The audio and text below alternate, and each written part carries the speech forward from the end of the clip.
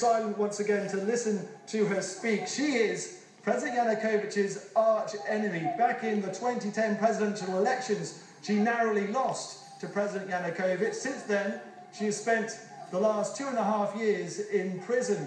She was accused of abusing her power whilst in office. Her supporters always argued it was a show trial. You can hear her speaking now on the stage, people listening to what she has to say. I have to say, it hasn't been an overwhelmingly positive reaction. A lot of people here very suspicious of politicians, opposition politicians as well.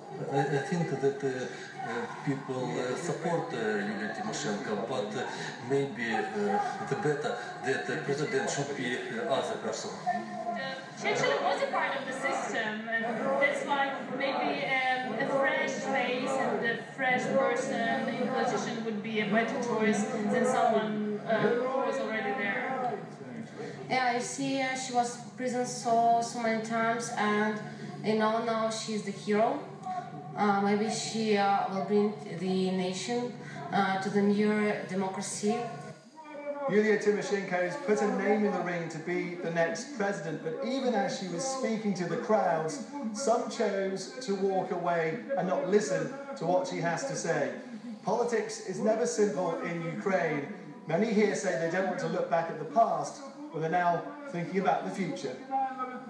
Duncan Crawford there in Kiev. Well, earlier I spoke to politics professor Steve Fish from the University of California, Berkeley, and I asked him whether he had managed to catch his breath from all of the events going on in Ukraine. It's very difficult to catch one's breath. These events have unfolded so quickly, so dramatically, so unexpectedly.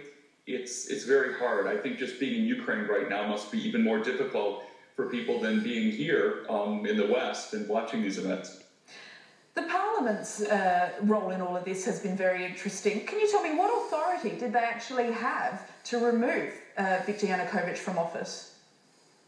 That's a very good question. It's extremely encouraging for events in Ukraine right now that Parliament is stepping up and playing a central role. A stronger Parliament is very good for Ukraine. It will be good for Ukraine's democratization, if in fact that comes. One of the problems with Ukraine has been that Parliament's powers have been so curtailed. And in fact, President Yanukovych tried to curtail them even further. Now it's really not clear exactly what constitutional authority the Parliament has. They do have the constitutional authority to remove him. They haven't followed the exact procedure for doing so. The important thing now, though, is that Parliament actually really assert itself and become the leading central force in Ukrainian politics. If it does that, that will be a very positive step indeed. However, if it doesn't, there is a power vacuum at the top. Who do you think will fill it? Exactly. It's hard to tell. You know, Ukraine, like so many countries in the lands of the former Soviet Union, especially Russia, has tended to rely on big men or big women. President Putin in Russia, President Yeltsin in Russia, former Prime Minister Tymoshenko in Ukraine, or Yanukovych himself, the now outgoing, it looks like, president of Ukraine. But what matters much more than the individuals is the institutions. So the important thing is actually getting a parliament that works, having new presidential elections, and having a full, broad menu of candidates who can run. It's not clear, though, who's going to step into the vacuum. What's important is that the institutions grow, not that they just find one person to guide the country. That doesn't work. Steve, I hear what you're saying about not focusing too much on individuals, but there's one I'd like to focus on because we were just watching her then, Yulia Tymoshenko. What did you make of the rather dramatic way in which she was first of all released and then back out into the public? She is a very dramatic person. She has been a dramatic central figure in Ukrainian politics for a couple of decades now. She has a flair for the dramatic. It's going to be very interesting to see whether she now takes center stage and, in fact, becomes president of Ukraine. I think that would have its disadvantages. Tymoshenko is, in many ways, a hero to people in the West. We tend to regard her as pro-Western, pro-democratic. It's a little more complicated than that. She herself, going back to the early 90s, was an oligarch.